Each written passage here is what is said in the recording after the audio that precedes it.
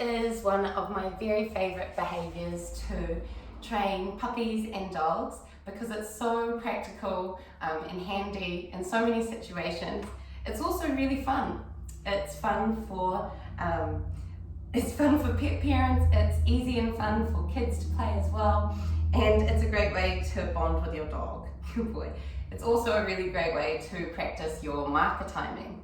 Good boy. So touch is essentially when we present our hand and the dog touches it with his nose. Awesome. This is really handy for recall. Touch, yes, good boy. And also for teaching a bunch of other behaviours. Once your dog can target his nose to your hand or touch, yes, you can use it to teach a bunch of other behaviours as well. Good boy. So to teach touch, essentially you're going to present your hand in a way that is different to any cues you already have. So Archie already has a high five cue, yes, when I hold up my hand like that. So I've chosen to use my 2 fingers like this as his touch cue. Yes, good boy. So think about that before choosing which way you're going to hold your hand. Another way you could do it is to use a fist. Yes, good boy. Awesome. So we're going to present our hand just in front of our dog's face, not right up in front of it and not too far away, somewhere where they're likely to just sniff and investigate. Your job is to mark the exact moment that they touch their nose to your hand, okay? So when Archie touches his nose to my hand, I'm gonna say yes and feed a treat, okay? Good boy. It's important that you keep your hand still, your targeting hand, because no one really wants to go and investigate something coming up close to their face.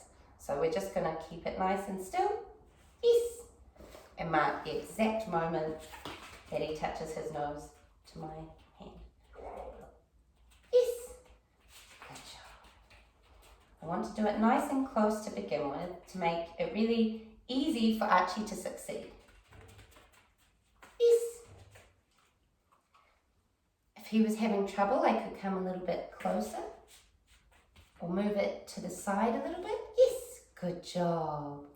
Awesome job. And you'll notice I'm not using any verbal cue yet. When we're training the behaviour, good boy, we want to get it nice and fluent. That means the dog is offering it reliably before we add the cue. Good boy.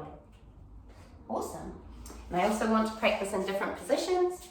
Archie, are you ready?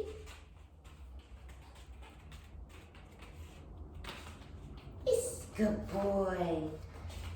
And you can also practice using your different hands. Yes. Good job.